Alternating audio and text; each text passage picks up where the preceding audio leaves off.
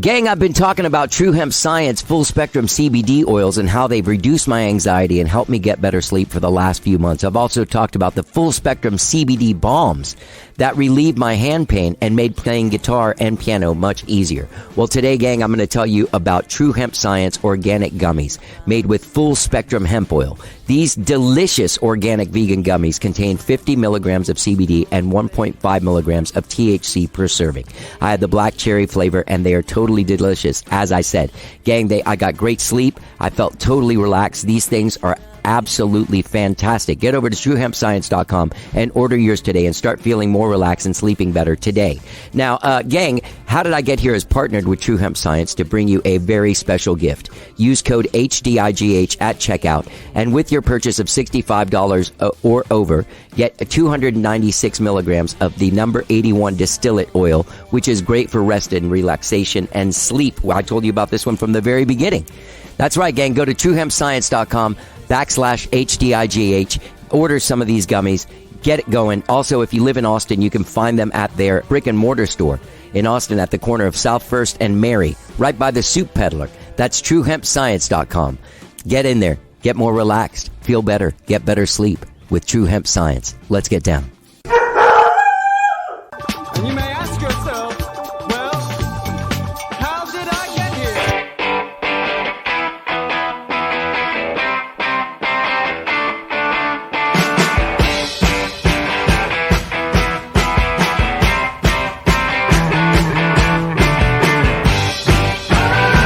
It's time for How Did I Get Here? And now here are your hosts,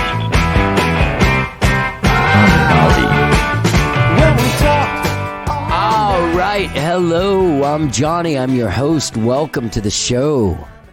Welcome to episode 1193, which is our 11th anniversary episode. The first episode of How Did I Get Here came out on August 10th, 2011. That's when we first started this show. So, yeah, it's a celebration. Our podcast is 11 years old today. Today, it's 11 years old. That's so exciting, man. I cannot believe that I've been doing it this long. I want to thank everyone that's listened to the show, all of you guys. Even if this is the first time you're listening to the show, welcome to the show. Thank you for listening. You got a lot of shows to catch up on if you want to get into it. I can kind of guide you through. But man, I can't believe it. Sorry, I'm still out of it. I've got COVID. I'm still testing positive. I tested last week on Tuesday was the day I tested positive. I'm still kind of out of it. So if I'm talking weird, or if I can tell I sound weird. I sound like my throat's congested and my nose is congested. But anyway, 11 years. I want to thank everyone that's listened to it. People that listened to the beginning, people that have listened since the middle, since last week, since today. Thank you so much for listening to the show. It means a lot. It's been a labor of love. I really, really, really love doing it.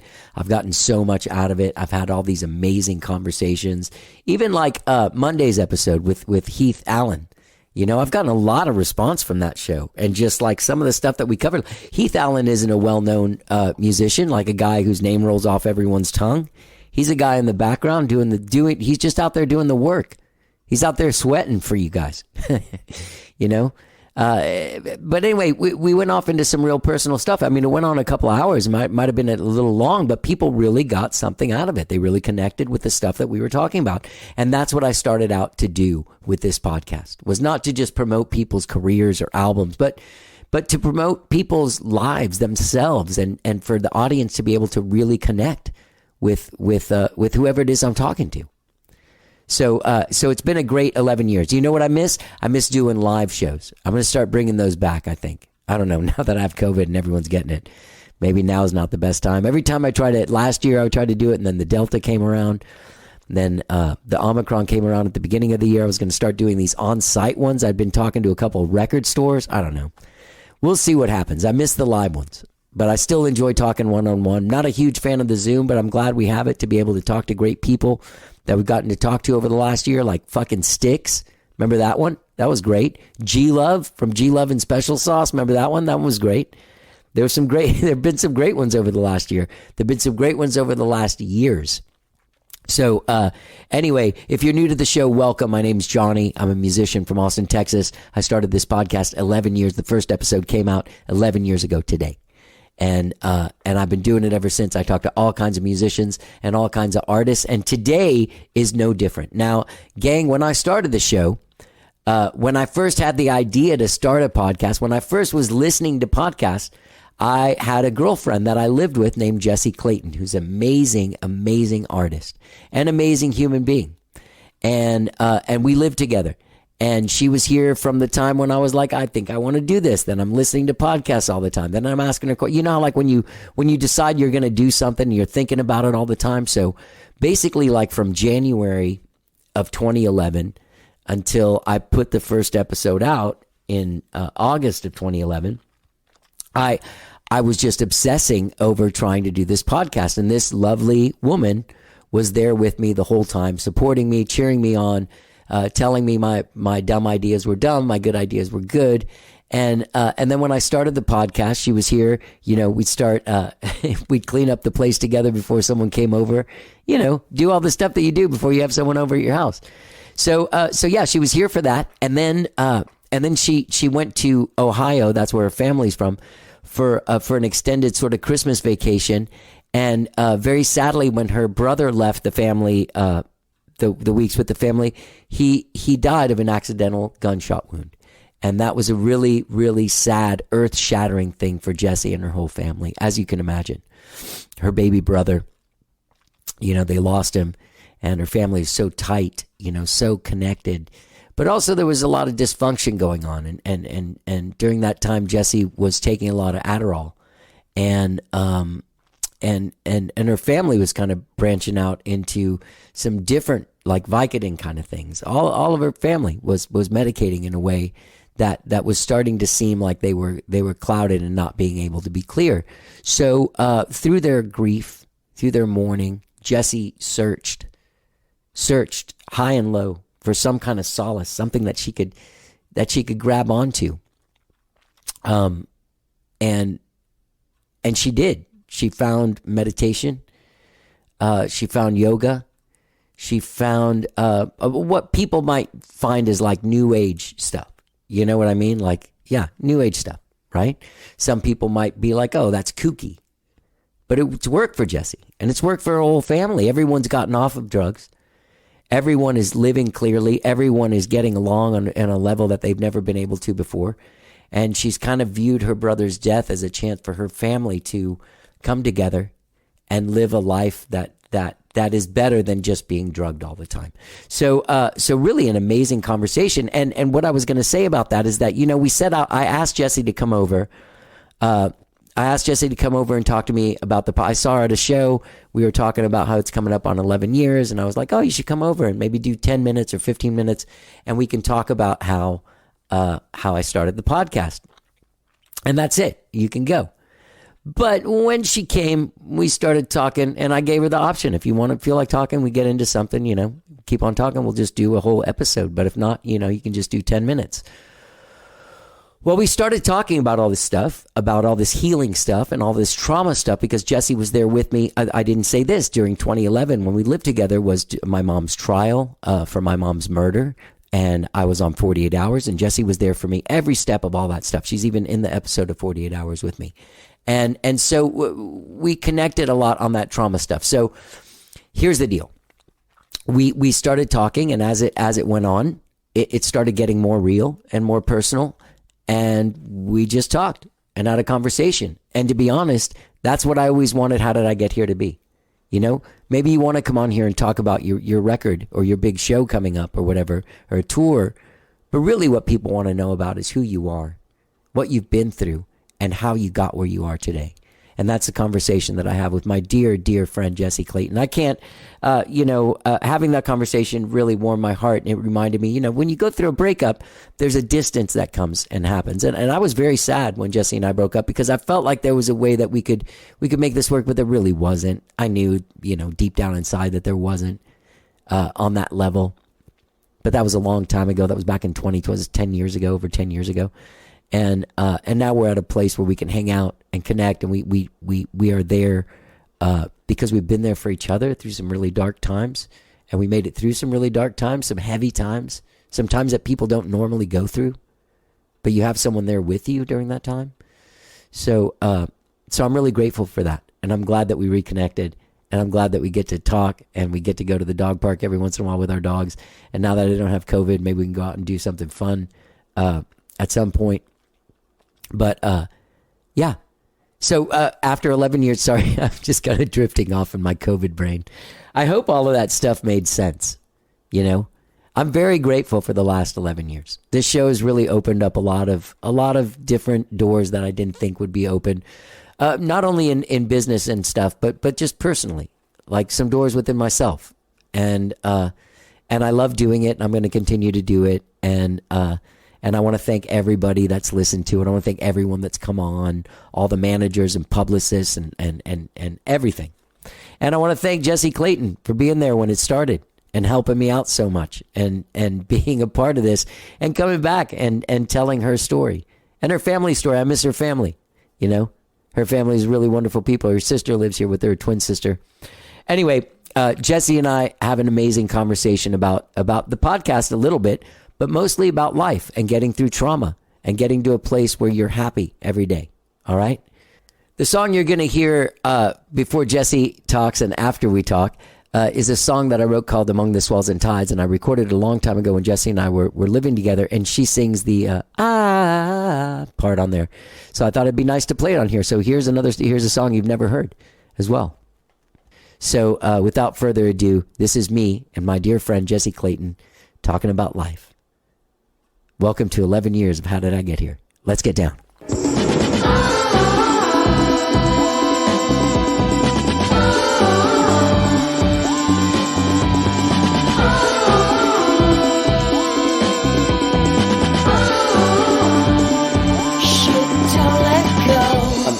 Look, it can either be like a whole conversation about starting it and just like who you are, or all just right. 10 minutes of soulless sadness. No, of just, like, oh, remember when you started it? That was fun. Inspiration. Have a speak of inspiration so and it'll transformation. be either its own episode on the anniversary or just in the intro of somebody else's episode. All right. Well, I guess we'll allow the divine to take over. Tune in. Yeah. Look, it's on a coaster. I know. I saw that. I was like, I made this. That looked pretty fancy. Yeah. You made it yourself? It does look pretty fancy. Like you might, yeah. Yeah. I had a mold and stuff. I made I've done that. You pour the thing in. And you mix it up. Mm-hmm. And then you let it set for forever. Yeah. I made them for my family, like, of their favorite albums. I made like a set of four of their favorite albums that I knew that they loved. Same mold you used for this same one? mold I used. That's a coaster of How Did I Get Here. Awesome. With the drawing that I did. With the drawing that you did. Then were you like, why did he do that to mine? No, I thought it was cool. The only reason I did it was because it would stand out, because lines from a pen. Yeah, no, I thought it was cool. I thought, is that called a hard graphic in art? Like a hard graphic, like... it's just more of like a graphic. The one I did was a drawing. So you turned it into more of like a graphic-y, like, art. You really didn't know who QAnon was? When I told you yesterday you didn't know who QAnon was? No. That's awesome. Yeah. I don't watch the news. That's good. Didn't you used to get annoyed when I watched the news? Yeah. Hated the news. Never liked the news. I never liked TV or even movies until I started watching 48 Hours of Dateline. It got me hooked. You still watch it? You don't still watch them. Every once in a while I'll throw 2020 on, but that's only like out of curiosity. Have you ever seen, what happened to me was I did like after we were on that show, because you were on that show. I was on it. Yeah. That was my 15 seconds of fame. Were you around when when I'd get all the emails and stuff from people? I think so, yeah. Because I got a lot of weird shit from people. No, maybe it was later. Because they aired it again, like in prime time. And I remember I was playing a gig and I went on stage, and then I came off stage and I had like 550 friend requests on Facebook. And I was like, whoa. I remember that. What the fuck happened? I actually think I remember that. Yeah. But I think maybe not. When did it air? Because that was like... It aired after I started the podcast. Like I'd started the podcast and then a couple months later it aired. Like in October. Because I remember I was playing the night that it aired and then I came back. Oh, I think that I was at Sandy's watching the dogs. I think That's I was right. there by myself. You were. And then I came back. That's what happened. And the next day we watched it. I remember. Yeah. Maybe you watched it that night. I might have, or like started. What was the name of the thing? It was a Bob Marley song. Redemption song? Redemptions. Okay, so Redemption song. I remember this one thing that when do you remember this? Like I went through the comments because they were encouraging people on that show. They're like, "Let us know what you think on Facebook." Like, what a stupid thing to do. I remember. But then there were all these comments. There were nice comments, and then there were like real mean comments. And then I remember this one comment where this guy said, "This show sucked. I thought it was going to be a documentary about Bob Marley." Oh my gosh, I don't remember that, but that was my favorite. That was heavy, right?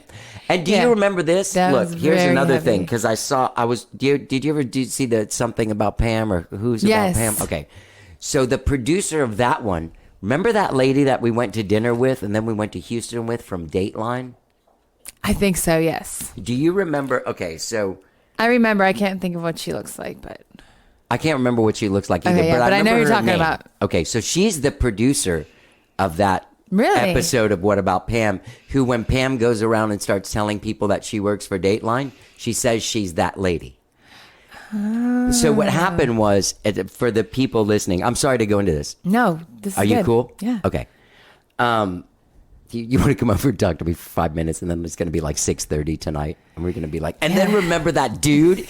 Okay, so what happened was there better be some tissues. We might, okay, start so crying here. Someone that doesn't really know, my mom was murdered when I was a teenager. It was unsolved for a long time. Then it was solved. Then there was a trial, and when the trial happened, or before the trial happened, 2020 person called, I remember, and I just didn't want to do it. Yeah. And then the Dateline lady, I was like, I just don't want to do it. And then the 48 Hours people were like, look, we're just going to hang out. Yeah, exactly. And while this happens, Yeah. and then they took us to that fancy dinner. Yeah. And they were like, oh, you guys are so nice. Didn't they come to one of your they came shows? to so many shows. Yeah, they were like... we were kind of like hanging out with those people at night. Yeah, they were grooming you. It worked.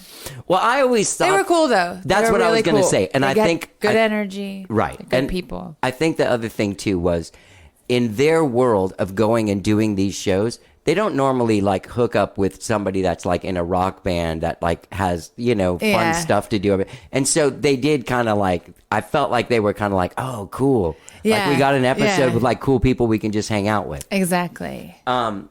I still talk to a few of those people. That lady Tracy, that was the interview lady. Yep, and the producer lady that was pregnant. Cool. Yeah. Oh, you still talk to them? Yeah. That's cool. What's her last? Sarah Pryor. Yeah, and they did a really good job telling the story.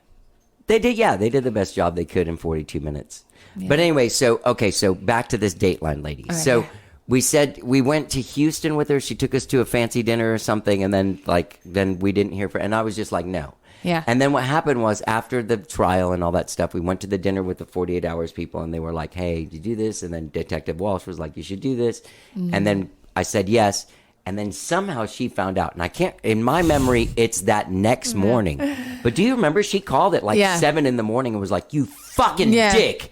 Like, yes, I remember that. I was like, whoa. She was pissed. She was like, I fucking went down. Like, she was like full on like Hollywood, like badass on me.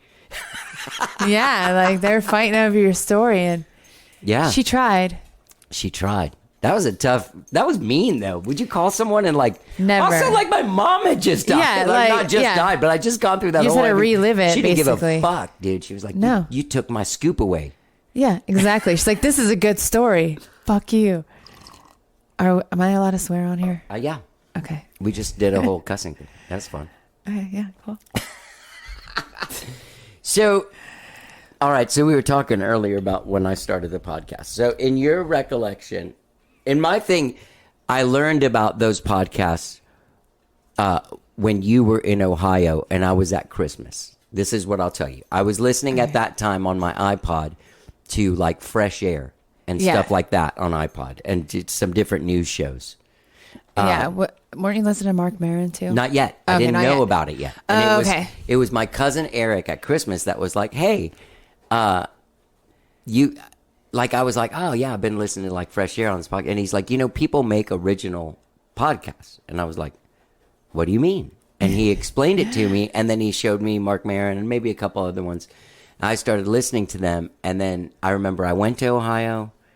And then I remember listening to them like on that flight and stuff. Yeah. Like all of a sudden I had this news. Yeah, I think I cool remember you thing. telling me. Yeah, I was real it. excited about it. And I was like, had no idea. I didn't understand the concept of it. I was like, nobody did. People talk. Like, yeah, you would crack up, and I'm like, whatever. well, it's true. It sounds weird. Like, it sounds weird that this is like an episode. Like, oh, Jessi, come over. We'll talk about how I did this thing. But it actually ends up being interesting because it's people's lives and it's history. History. History. Okay, so then So that's how it started. that's how I got that. That's how I started listening. Yeah, I to started that. listening. Right, and then my friend Dale Dudley did one, and I don't know if you remember that, but I remember listening to it in the other apartment. Yeah, I remember you listening to it. Thinking like it was him by himself, and I thought at some point he was going to kill himself. Like there was this weird. I was like, this is so. They were weird. getting dark. It was very dark. It was just his only episode he did like that. Anyway, then I was like, well, if he can do it, I can. I've got all the shit, obviously. Like I don't you had even need everything. to buy anything. Exactly. So the only thing I bought was those short mic stands. That's the only thing I had to buy. Really? Yeah. So anyway, so then it was months though. Remember we went to lunch like with Kathy Valentine? Remember I just didn't know what I was going to do, but I knew I was going to do it. Yeah. Yeah, I just remember you like were so inspired. I was. Yeah. And you just knew, like you were passionate about it. You Yeah. would talk about these podcasts all the time. And then one day you were like, I figured it out. Like, I know what I'm going to call it. Well, I no. have a podcast. I remember. What do you remember? We were here. I remember this very well. We went to Baby Acapulco, and we came back, and Nikia was on The Voice, and The Voice had just started. And we saw him performing, and when I was watching it, that's when I was like, I just saw this dude a few weeks ago at Saxon Pub playing to like 20 people, and now he's like playing to 5 million people. I bet what's going through his head right now is how did I get here? And then like in a couple minutes after that, I was like, wait a minute. Yep. Yeah. Yeah, I remember. Yeah. I didn't remember the exact story, but I remember when the seed was planted and the idea just like, and then you took that idea, you made a plan, and took it into action, and it was awesome to witness. Was it? Because I think I feel like I was really uncomfortable at the beginning of it. I feel like I was uncomfortable for the first year. Yeah, but you didn't let that stop you. No. You know, you kept going. No, because you remember, I mean, nothing against those guys in Liars and Saints, but like we had played so much, but it just kind of felt like that wasn't like moving anymore. Yeah, like it felt real you exciting anymore. at first, and then it just kind of felt like I was like pulling everyone along to do it. Yeah. And that wasn't as fun. No. And then this was like, I don't have to depend on anybody else. Yeah. And it's all just me. Exactly. And that's, Yeah, and it's your idea, and I don't know. And then I would watch you just like, the episodes start climbing. And how many is it? Like 1,100 something? Yeah, I put out 1,189 today. So what number am I going to be? 1,192. Nice. Yeah. Yeah. Cool. Yeah. Have you been on any other podcasts? No, never. This is my first time, so. Yeah. Wait, so, okay, Exciting. the first official person I had was Susanna Schofel, Mm-hmm. but the first person I did one with, remember Jeremy and Lindsay? Remember her? Kind of. Remember she took my trophy? She still never gave it back. What? My football trophy from when I was in 4th grade. She took it and never gave it back. Jessi, she took it and she never. I think she was feeling bad. Well, maybe Do she you have didn't any know. recollection of me when I'm drunk just giving people things from my house? Because that's a I thing. think I was probably drunk too. Yeah, so yeah. I was Yeah. probably giving them away too. Yeah. Well, we invited give them away over stickers. swimming. I think I do know what you're talking about. And then I was like, hey, Jeremy, will you sit in here and do this thing? And then when I listened to it, it was terrible. I was terrible. So you scratched it. I scratched it, and I remember taking like a month or more than that and like just talking on the microphone here when I could for as long as I could, because I didn't realize how long like 5 minutes was when you're trying to fill it with thought and talking. Yeah. Like it can be real long. Like I bet. trying to do 5 minutes of stand up. It seems like it's easy because like it's just 5 minutes, but like at 20 seconds you're like, okay, has it been 4 minutes yet? You know what I mean? Yeah, exactly. Yeah. When you actually have to put words in the minutes. Yeah. Interesting. So at that time you were doing art, and then you went home to Ohio, and then your brother died Yeah. of an accidental gunshot, like straight up accidental gunshot wound. Yeah. Completely bizarre and know. out of the blue incident. Yeah, it was extremely tragic and unexpected. Extremely tragic. And he had just He become was 22, right? He was 22. He just became a Navy SEAL Mm-hmm. like that September. And so he came home for Christmas. We were all together for 3 weeks, and then 5 days later we find out he died. Right. Yeah, so it was heartbreaking. That was like, yeah. And that, like, your family's so tight, you know, Mm-hmm. knit. And so, like, just extremely tight knit family. I mean, to go home for like 3 weeks, most people don't do that. Right? Yeah, exactly. I do that. You do that. Yeah. But we like have really nice, similar kind of good families. families. Yeah. Very similar. Yeah. In different ways. Crazy and fucking Yeah, weird. crazy. You know. But okay, so then you spent a lot of time, and then you chose to move to San Diego, and that was sort of like to be in that, like to sort of be in the essence of where he was happiest. Is Kind that of, yeah. Like that was like, it was very, what's the word? It just was very healing being there. And Yeah. then I got to know a lot of the people, Right. like, some of the Navy SEALs, and understand what they did, what he went to do and what he achieved. right? So I really learned about Because a lot not about everybody that. can do that. I mean, No. not everybody, but a very small percentage Yeah. of people that are in the Navy who are badasses anyway are badass enough to be like the most badass of the badasses. Exactly. So it was cool to get to meet a lot of these guys and kind of like, just experience, like it was almost like, helping me with my grief a lot and kind of understand how my brother was. Yeah. So, but I always wanted to live in California. It was always like a dream of mine since I was a little girl. And then my brother lived in San Diego. So I was like, this is my in.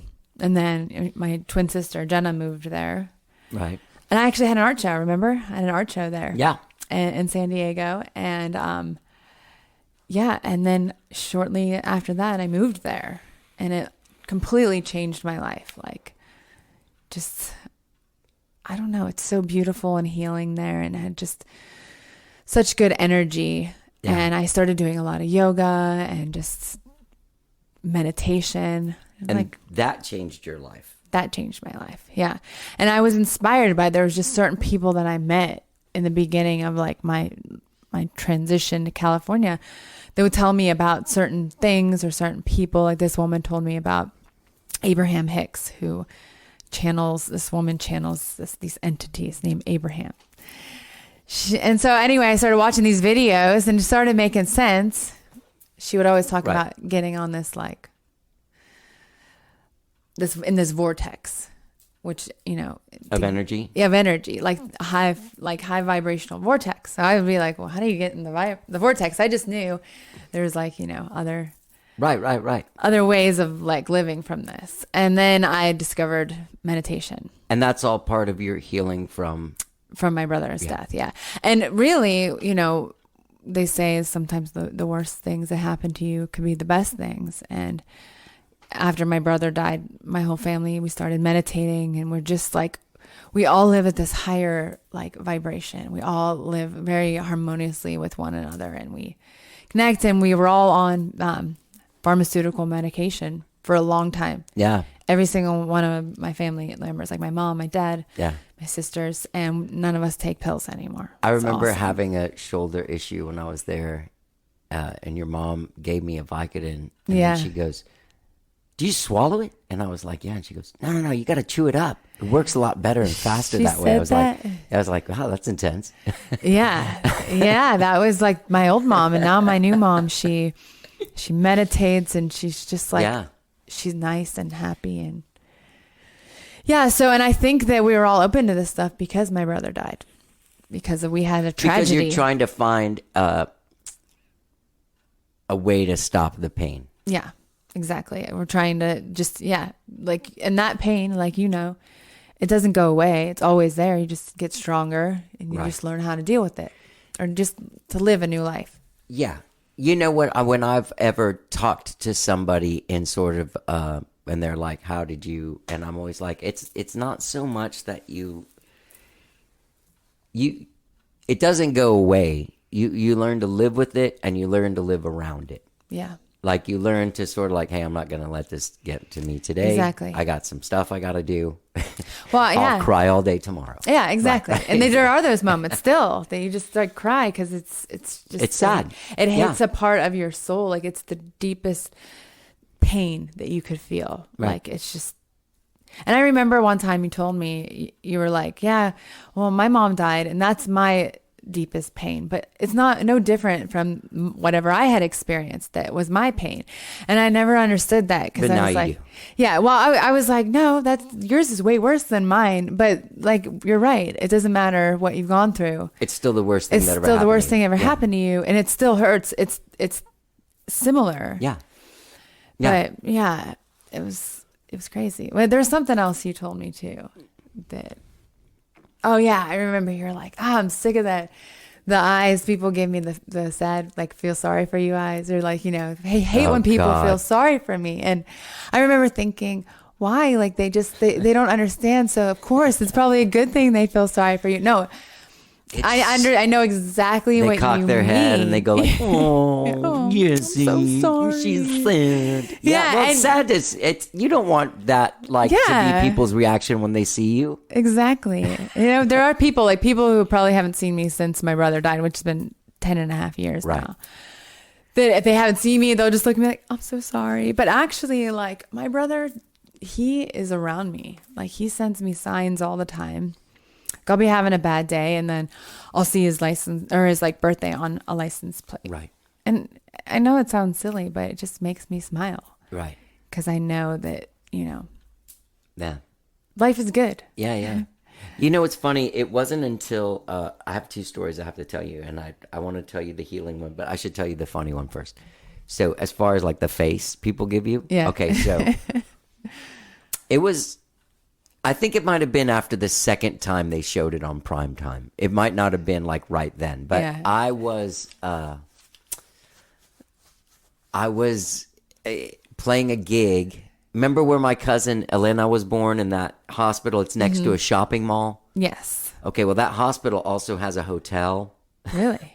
So it's like a whole thing, but there's also like a skyway that goes across the road so you can go to the mall from the hotel Okay. without having to cross the street.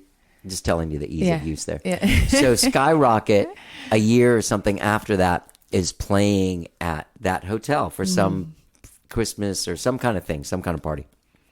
And we have like 3 hours in between sound check and the gig, and you remember Jake? Yes, I do Okay, remember so Jay. me and Jake decide to go to the mall. So we're at Target. That's mall has a Target, and I remember I'm looking at flannel shirts, and this guy pops around the corner and goes, and just walks away. And I was like, that's weird. So I'm still looking at flannel shirts, and then him and his wife come around the thing again, and they're both looking at me, and they both just start crying. And I'm like looking behind me, like, what the hell is going on? No way. And they're like, are you a musician? And I'm like, yeah, what the fuck is going on? Why are you crying? Yeah. At Target. They had just seen the show. Oh my God. And they were like, oh my God. Like he was like, oh my God, I think I just saw the guy. Yeah, from he the probably thing. reliving it in his mind because, you know, he can't the imagine other how horrible that would be. Right. And I don't mean to laugh, but the way people reacted to me was like it had just happened. Yeah. But it had happened like 25 years before. Yeah. So I always felt like such an asshole going, oh, it's all right. It happened a long time ago. You know what I mean? They're like, You're like, 25 he didn't years. even care. It's a lot of time to heal. Yeah. No, I mean, yeah. But having people come up and just to remind you. I know. Yeah. But time does heal. Yeah. So the thing I was going to say about healing that took me a long time to find out, and it wasn't until South by Southwest of 2014 I had played at, what's that?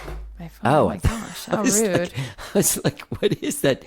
Dude, in the 11 years that I've been doing this, I've turned my phone off probably twice. Like Really? it rings all the time during shows. Oh, okay, cool. So, So in like 2014, I was at South by Southwest, and I went to the award show, which I don't know if you ever went to an award show while you were here, but they used to have a giant backstage. Like the backstage was almost bigger than the venue that it was playing in. And like everyone's back there. Like, you know how this scene is like a whole family, right? Mm-hmm. There's everyone that you've known since you were a kid, and like this guy and that guy, and people are, you know, whatever. Everyone's happy to see each other. And it wasn't until I left there one night that I was like, oh, you know, it's like my mom made all those friends with all those people and kind of left me in this scene, like in their care. You know what I mean? Yeah. And it just dawned on me, Aw. like, I guess, I don't even know how many, like since the 80s, I didn't realize that really, like, if there was a grand plan, then that must have been it. yeah. Yeah.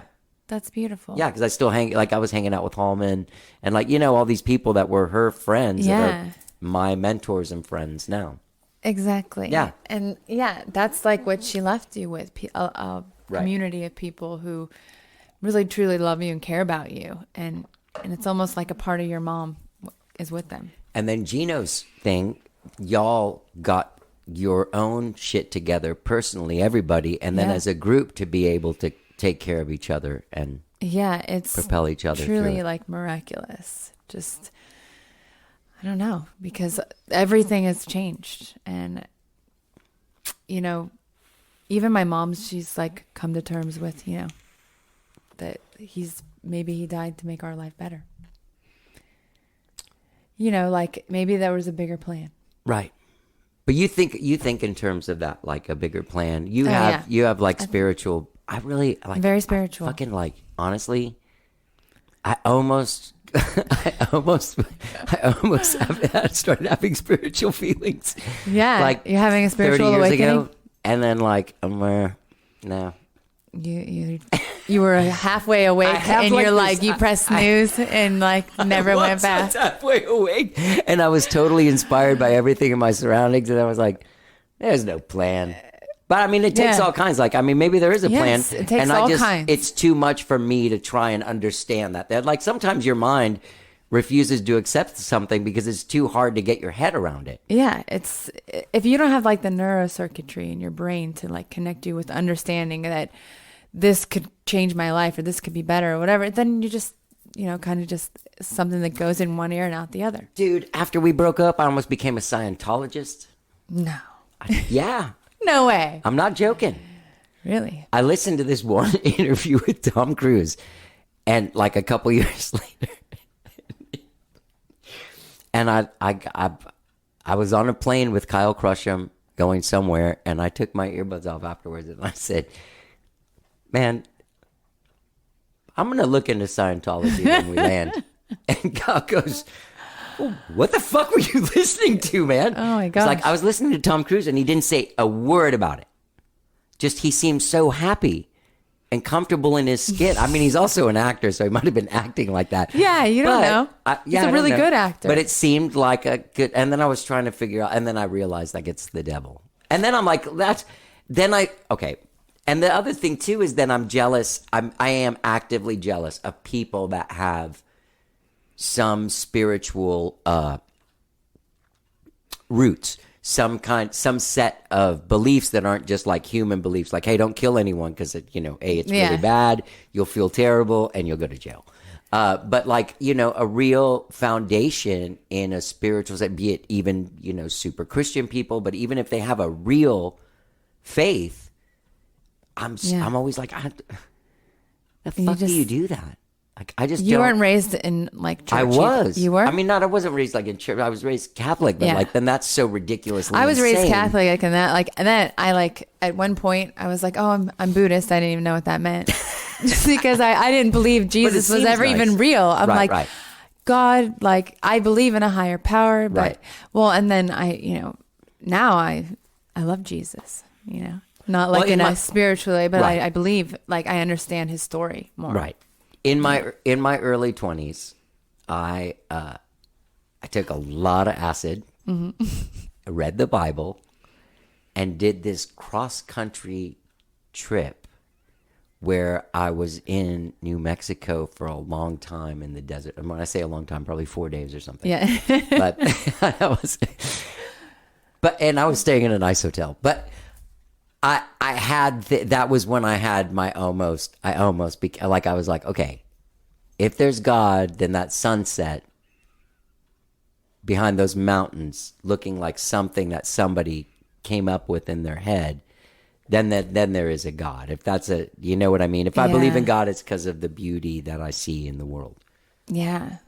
Earth's artwork. Yeah. That's like. But then there's monkeypox, and I'm like, dude, like, or there's those Texas like thistle weeds. Texas thistle. Yeah. Are those prickly burrs? No. Yeah. Well, no, they look like I know a what little you're talking green about. plant. Yeah. But if you look up close, they're just covered in needles. And is that the same touches as your bull skin. nettle? I think so. Spiky. Yes. Yeah. Bull nettle too. That they have. I knew they had the same name, something along the lines. So now you've had a spiritual awakening. You've achieved 5 years something. Ago. 5 years ago this month, I read this book called Breaking the Habit of Being Yourself by a guy named Dr. Joe Dispenza. And he just, like, at the time I was like very depressed. I had a lot of anxiety. I weaned myself off of Adderall that I was on for like 10 years. I had no energy. I had no drive. And then I find this book and it's like people were healing themselves from like cancer and all this other crazy stuff. And here I am, living a really good life, but just like depressed. I can't like get out of my head. So I was taking Wellbutrin for like 6 months. Because my sister, she's a nurse at the time, she's like, you need to take, she's like, diagnosing me. And so I go see this doctor, I get on this medicine. I had nightmares for like 2.5 years, like no joke. I would take a nap in the middle of the day and then wake up with having a panic attack because I'm having this nightmare. So it was horrible. And I was like, I need a change. And I read this book and it's like, he talks about how we live in two worlds, our inner world and our outer world. So like you can't control the outer world, but you can control your inner world. And I went from being like this like victim mindset that everything is happening to me instead of like I'm creating everything. So I started meditating. Like I got my twin sister.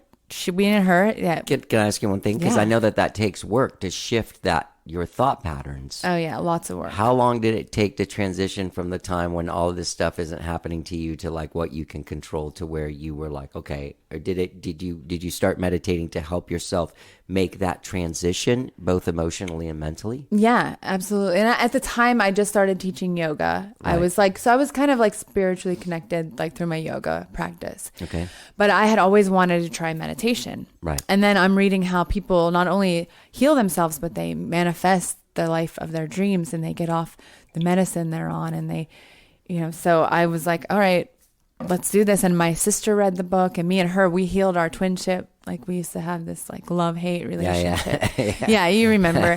I couldn't even talk about it when I used to live here because I was so like heartbroken because we didn't get along. Right. And then we lived in San Diego together. In this really nice condo. It was our parents, so it was like, we couldn't afford. I'm seeing pictures of that online. Yeah. Just being like, whoa. Like super like a penthouse level kind of vibe. Like overlooking the beautiful city. The sunset every night. It was that must magical. have been great spending COVID there, though, like being locked in somewhere.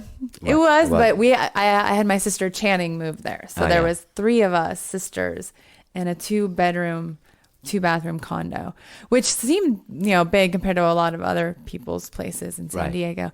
But like when it's the three of you, it was like it was interesting, but I feel like we healed some deep wounds. Right. Yeah. That's good. Okay, so back to the meditation practice. Yeah, so I just thought, okay, I started reading so many books about like, just how people have healed themselves or overcome themselves or created a manifestation. And so I started meditating 5 minutes in the morning, 5 minutes at night. This is before I read this book. And then once I read this guy's book, I started doing his meditations. And then Jenna and I went on a cruise with him and this other woman named Anita Morjani. Just the four of you guys? No, Just the four of us hanging out. Oh, yeah, it was super private. No, there was like 400 people there. But she wrote a book called Dying to Be Me. Right. And like this book, like it inspired my sister. And then, he wrote the book Breaking the Habit of Being Yourself. That like it changed our life. So we went to this cruise and like we heard him like lecture. And it was like, just my mind was blown. Like I had this new awareness of like how powerful we are as human beings and how much potential we have. And, we only use the electromagnetic spectrum of energy. Only 1% of that is what we perceive in our like everyday life. So the rest of that, the 99%, it's energy that we can use to create. And so how do you get that energy, or how do you get on that high flying disc or vortex? How do you get in there? You do it through connecting to energy. And so Joe Dispenza, he gives you the knowledge on it, but he also teaches you how to do it at his retreats. And so Jenna and I went on a retreat. It took me like 5 weeks after this retreat until I had this I was in a dark night of the soul. And then one day I woke up. Actually, he has you dimensionalize an object. He used to. So you go into a deep meditation and then you see an object floating in space so that it shows up in your life as an experiment. So I saw this troll doll floating in the sky and its hair kept changing colors. So it's like, okay, a rainbow or a troll with rainbow hair. Right. So after this retreat, you're like so high on energy. And then I just kind of crashed. It was like, I don't know, it was like the pendulum swing, opposite. I was in a dark night of the soul. I just wanted to get that energy back. So I just kept meditating every day, waking up at anywhere from 3 to 5 a.m. to do an hour and a half meditation, go back to sleep a little bit, but just keep doing it no matter what. As an experiment in my life, could this happen? 5 weeks later, I went to the yoga studio. I was teaching yoga with another teacher. She had this space sleeve that she'd just gotten. And it was like an astronaut, android, alien, all this stuff that you would see in space, stars, the moon. And she goes, yeah, I don't know why, but at the last minute, I chose to get a troll on it. And she flips her arm over and there's a troll floating in space, the same thing that I had dimensionalized. And she said, I the colors reminded me of the 90s, so I needed something there, so I put a troll. And I screamed. I was like, that's my troll. And we figured out that the time I was dimensionalizing it was probably at the same exact time she was getting the tattoo. So when I created this experience, it just kind of just shifted everything. I think that alone just raised the frequency in my body. And I noticed my depression and anxiety was gone, completely gone. And and that was... Man, that's insane. Do you have almost 4 years ago? Do you have to work to stay at that level? You know what I mean? You don't just get there and stay there and coast. You got to get there, and it probably is a daily. Yeah, daily to maintain your. Yeah, and some days I'm I sit up straight, and actually, I used to do it at 3:30 in the morning, because from 1 and 3 in the morning, 1 and 4, you have the most melatonin in your brain, and so that comes from your pineal gland. There's a lot of science. But you can connect and have these visions and mystical experiences. But now my sister and I, we're doing these meditations. We're now because of the Texas sun, we have to wake up, water the plants, feed the dogs, take them for a walk. And now we're doing later meditations, but we're intentionally trying to create an experience. So what's the name of Joe Dispenza. Okay. Yeah. And the book is called? Well, he wrote a book called Breaking the Habit of Being Yourself. Okay. And there's another one called Becoming Supernatural. Okay. And it's so good. Do you read? I mean, you've been going to some different like workshops and retreats and stuff like that, how often do you go? Well, over the Because last... I'm getting that Tom Cruise thing. I'm like, okay, well, I'll start meditating if I can feel like this. 'Cause Yeah. I mean, I know how much anxiety you lived under. I know how Yeah, hard a lot. it was for you just to get through the day without freaking out. And I don't mean that you were a freaker, but you were like actively trying to keep your head on without it exploding. Yeah. And I was on so much Adderall, Yeah. like just because I didn't know another way, you know? Right. So, yeah, I mean, I've been to, like, over the last 5 years, I go to maybe like anywhere from like 3 to 5 retreats a year. But it's just like when, I don't know, I've been just manifesting opportunities to go to certain things that I feel like I'm like creating it Right. through my meditations. Right. Just when, you know, because we're all vibrational beings. So Right. if you every day set aside some time to raise your energy, to connect to a higher frequency, then you're going to set yourself up to like keep that frequency throughout the day. Right. So, you know, and it's like when you do this in your everyday life, when, you know, certain things don't bother you anymore. Certain Yeah. things don't annoy you. Like when, you know, you have to wait in line somewhere, you're in traffic, instead you can tune into that energy.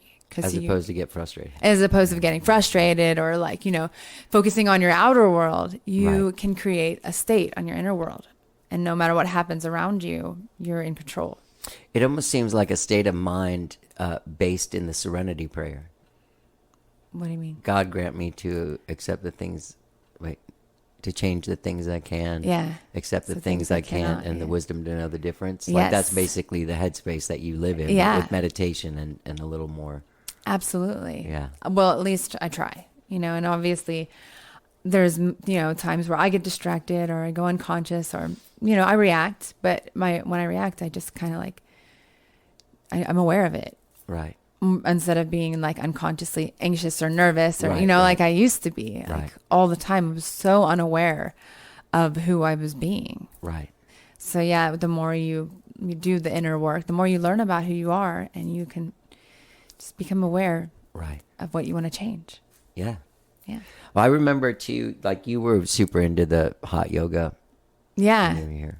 That's how I started doing yoga when I moved to Austin, right before I met you, Yeah. 2 months before I met you. I loved it. When I moved to San Diego, the first place I lived in, there was a yoga studio that was like literally a 2-minute walk. So I was obsessed. Yeah. And I worked at the sushi restaurant, and I would like walk there, walk home, and do yoga almost every day. And then I had to have ACL surgery.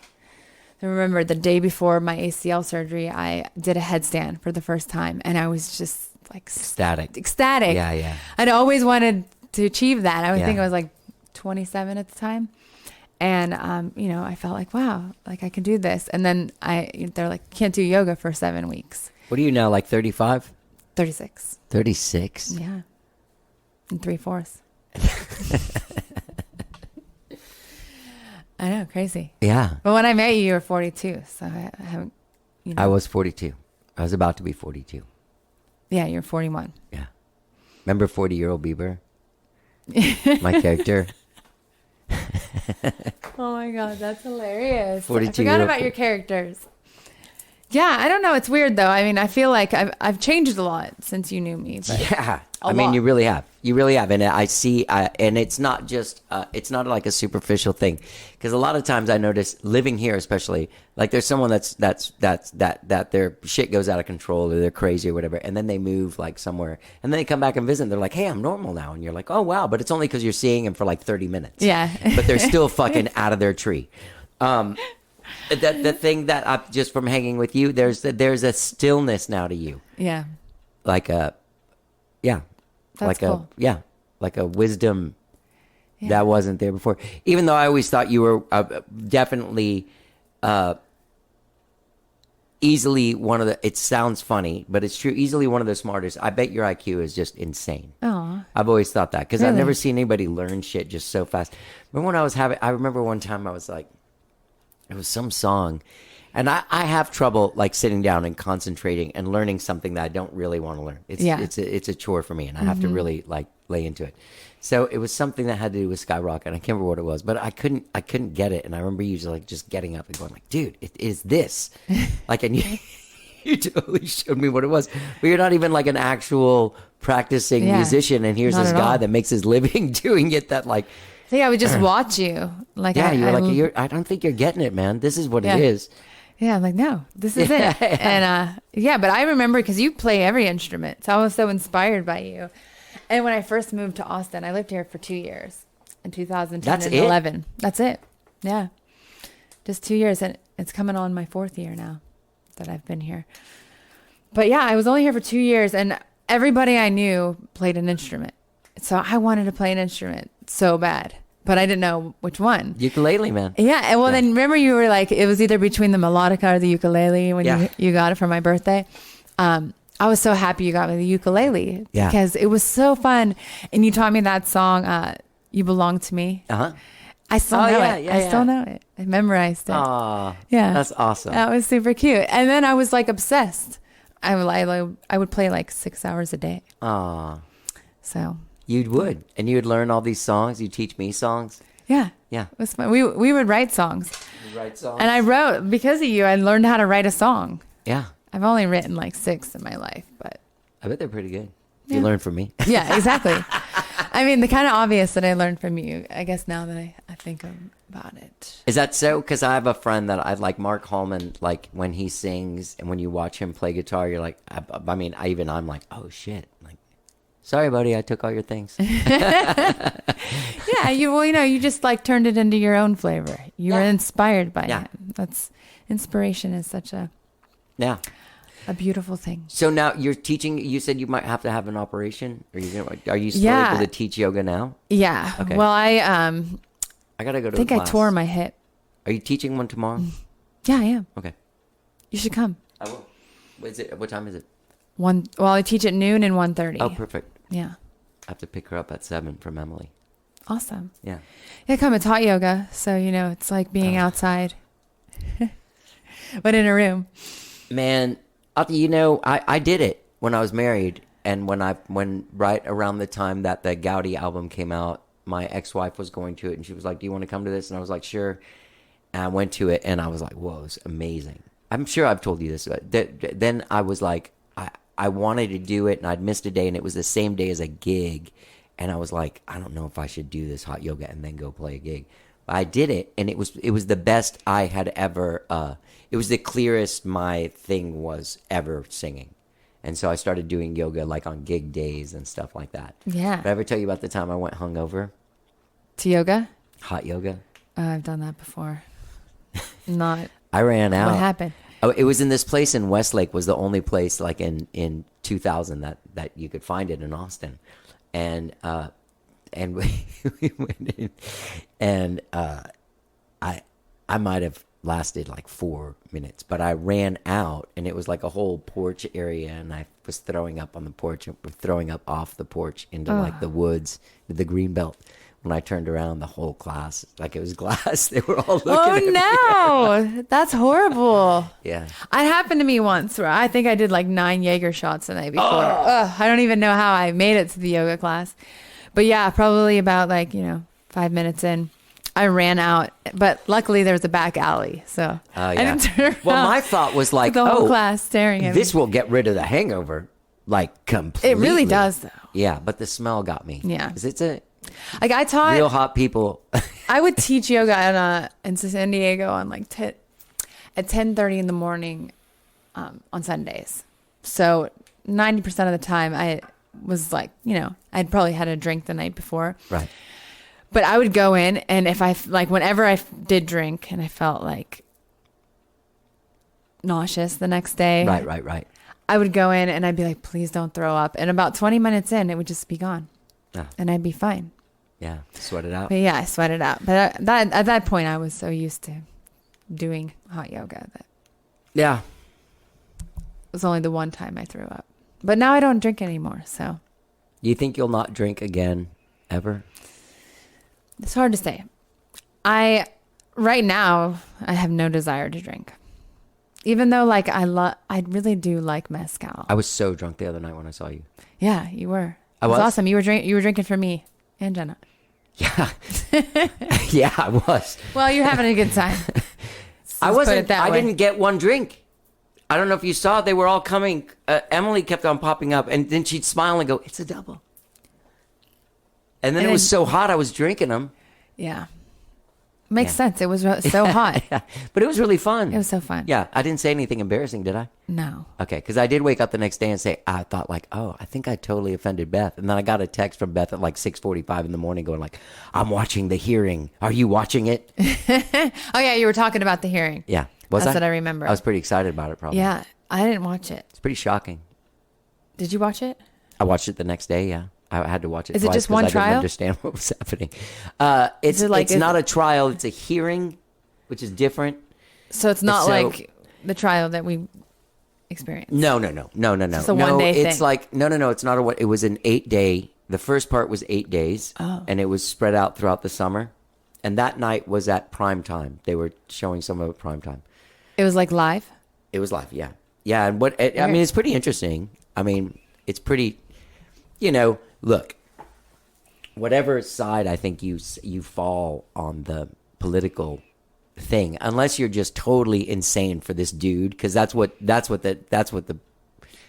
I view the problem is that people forgot that there's like a country and a democracy that it's just like this dude. Yeah. That's all there is. It just got to be that guy. So if you're not on that, yeah, I mean, to see what happened that day is it's fucking shocking. And it's like you realize how fragile, like our whole democracy is just like one fuck up away from going away. And it's just because it's just a philosophy. There's no concrete thing to it except for this Constitution that we wrote. So you realize that like if someone doesn't believe in the peaceful transfer of power, which is that's what separates us from a third world country, Yeah. that if someone tries to stop that and doesn't believe in it, that our whole thing doesn't work anymore. And that's fucking scary, Wow. It's is weird. pretty It's scary. it's way more fragile, we found out, than we thought it was. Scary. And now, like, a great percentage of the country doesn't believe that elections are real, but there was nothing wrong with that election. Just one guy was able to convince a bunch of people that there was a bunch of fraud, but there wasn't. So now Yeah. there's like, how can you prove that there's not to people that no matter what you show them won't believe it because the guy, it's when everyone looks at a guy, it's like Hitler, you know what I mean? Yeah. Or when everyone gets too wrapped up in the person as opposed to the idea or the ideals, then I think we end up in a bad place.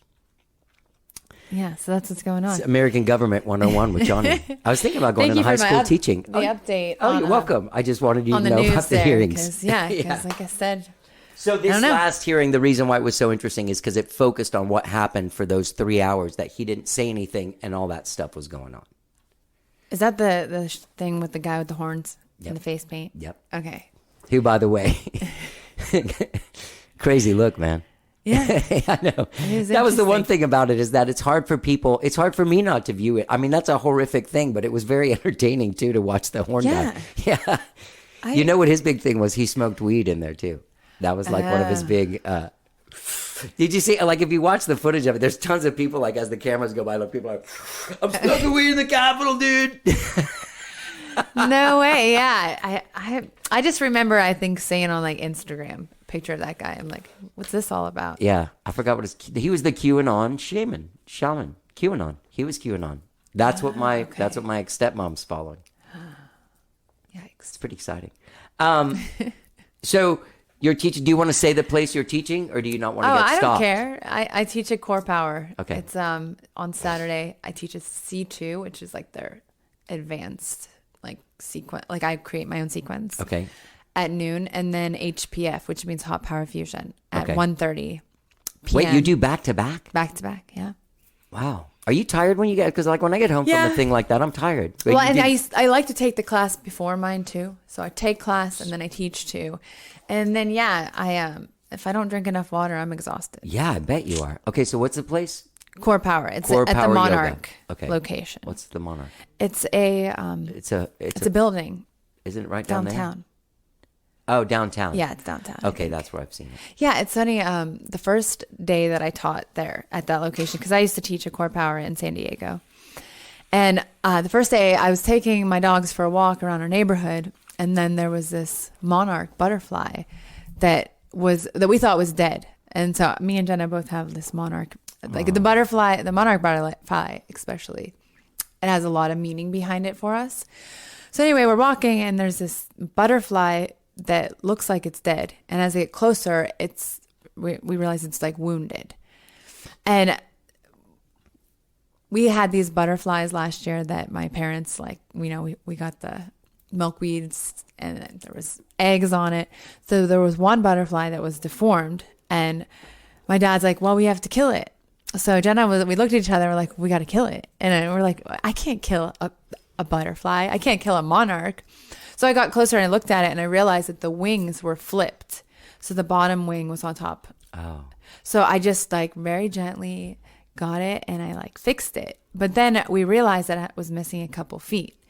So it was like trying to take off, but it was just flapping its wings. So I got it to crawl in my hand and I'm like, well, we could just walk it back to our place, give it some sugar water, and just, rehab it. Yeah. Next thing you know, it takes off and it just like goes out into like the sky. It was just so like magical. It was such a beautiful experience. And that was right before I taught my first class at the Monarch building. That's awesome. Yeah. So I feel like a lot of that stuff happens all the time. I experience a lot of synchronicities. I bet if you're open to it too, because I bet that happens to people all the time. They're just not looking for it. You're not seeing all the it. time. And all this, yeah. It's like the universe is speaking to us. Yeah. So if you're aware of it, then these just like beautiful things happen, and it just it just makes you feel like everything is aligned. Yeah. At least for me. Yeah. But yeah, that's where I teach yoga right now. I just teach 2 classes a week, and it's awesome. All right. Well, tomorrow I'll go. Yeah. Do I have to sign up beforehand? You could just come. You sure? Yeah. They're gonna get mad at me. No. Not gonna I'm be the like- one. I'm the one in charge. Okay. No one will get mad at you. It's yoga. Dude, this has been great. See how easy it was? Yeah. We talked almost an hour. It was like nothing. This is We awesome. went I'm through a like, bunch of maybe stuff.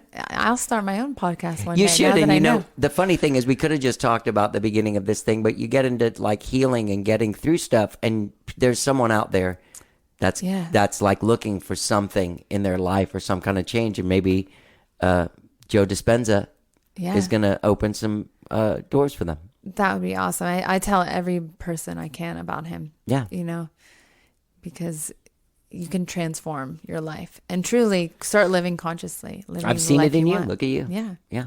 Exactly. Like you're the boss of the yoga class. Boss of the yoga class. Fucking and in meditation. control. Yeah. And I'm still painting. Yeah, of course. I'm working on this commission right now, but yeah, now I've was all about like creating art. Right. And now I'm just working on creating transformation. Because eventually I would love to, like my sister and I would love to create something where we can help people. So we have our healing business. Have y'all thought about writing Divine a book? Twins. That would be awesome. Yeah, I feel like you think you could do it without like strangling each other? yeah, absolutely. Yeah. Oh, my sister and I, now we have the best relationship. Like we'll have like twin tiffs every once in a while, but it lasts like a few seconds, and then we're like, I'm sorry.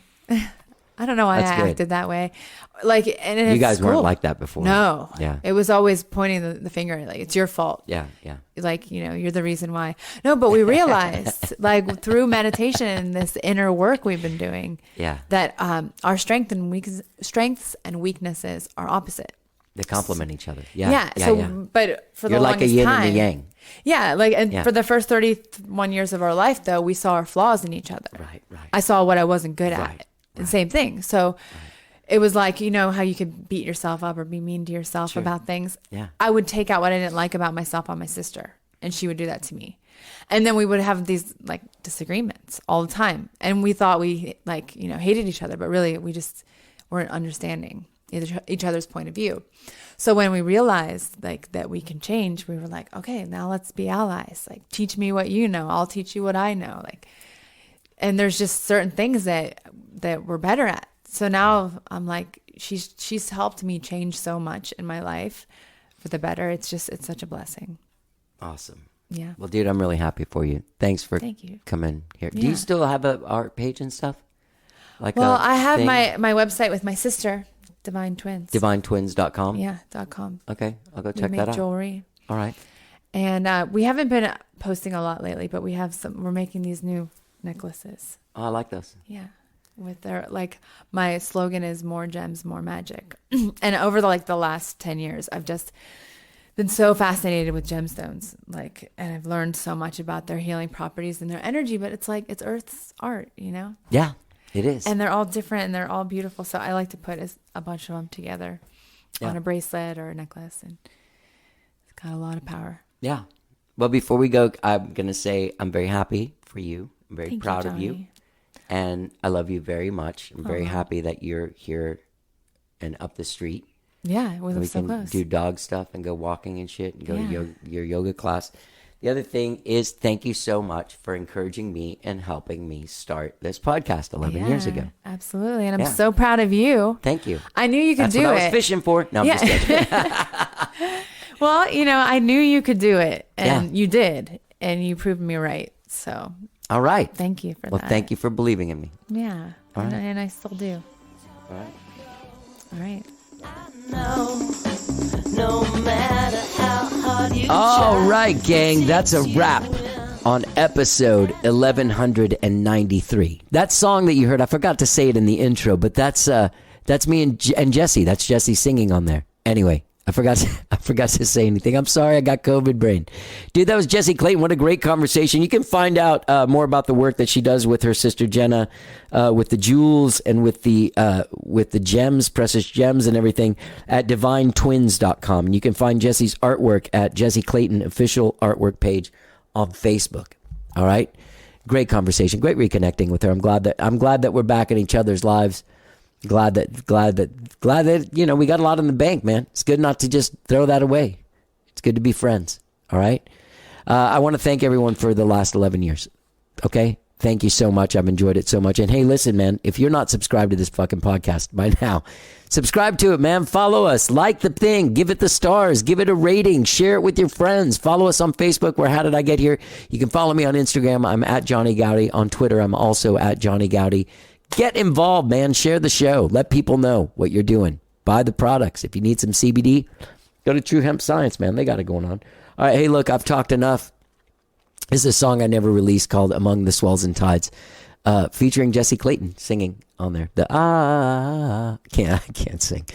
Have a great week. Have a great another 11 years. I'm excited, man. I'm excited. I'm very happy to be here. Moonwalker is my guest on Friday's show. Let's get down. and you wish it was none of your business. It won't go far enough away from you not to witness if love has betrayed you. You don't wanna know. You don't wanna know. Just turn around and go.